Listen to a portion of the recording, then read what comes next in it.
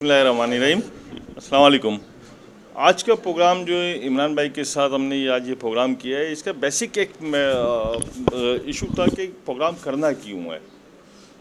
Programme होना था कि भाई हमें अवेयरनेस के लिए, बिल्डर कम्युनिटी के लिए या साइट इंजीनियर के लिए, सुपरवाइज़र के लिए कि वो बिल्डिंग किस तरह बनानी है, बिल्डिंग को किस तरह रन करना है आपने।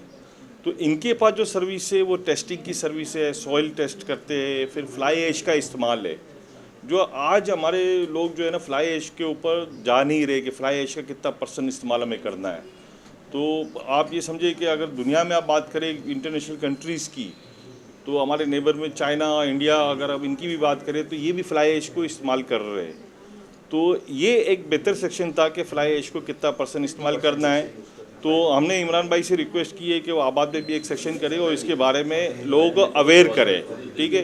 दूसरा सॉइल टेस्टिंग का इनका है, और मेरे लिए जो सबसे जो ब्रिलियंट है, आप ये समझिए कि ओल्ड स्ट्रक्चर। बाज़ औक़ात क्या होता है कि आप 40 साल पुरानी प्रोडक्ट बिल्डिंग के ऊपर आप काम करने बैठते हो, 50 साल पुरानी बिल्डिंग में काम करते हो। ये ऐसी सिचुएशन आती है जहाँ पे ओल्ड सिटी के अंदर हेरिटेज प्रॉपर्टी होती है।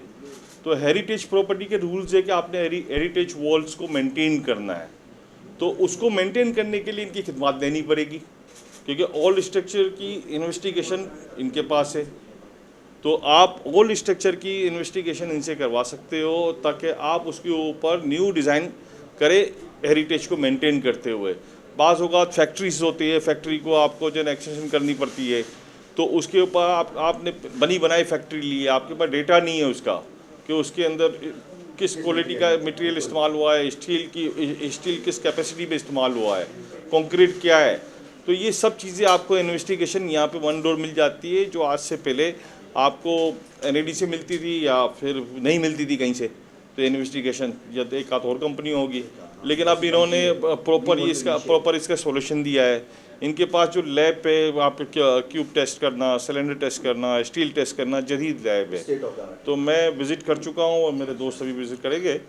तो मेरे ख्याल से इनका काम जो है ना वो काबिल तारीफ़ है, और इनका जो ट्रेनिंग सेक्शन है, जो लोगों को ट्रेन कर रहे हैं, सुपरवाइज़र को, बिल्डर्स को या इस कम्युनिटी से रिलेटिव लोगों को, तो वो भी अप्रिशिएट है। अगर ये रेगुलर बेसिस के ऊपर, मेरी चॉइस है कि रेगुलर बेसिस के ऊपर आबाद के अंदर, सिंध बिल्डिंग कंट्रोल के अंदर, कंटोनमेंट बोर्ड्स के अंदर, कोई रेगुलर बेसिस के अंदर मंथ में एक आध ट्रेनिंग सेक्शन है ना किसी भी जगह होना चाहिए, ताकि हमारे यहाँ पे जो बिल्डिंग्स में प्रॉब्लम्स आती है ना वो दूर हो जाए।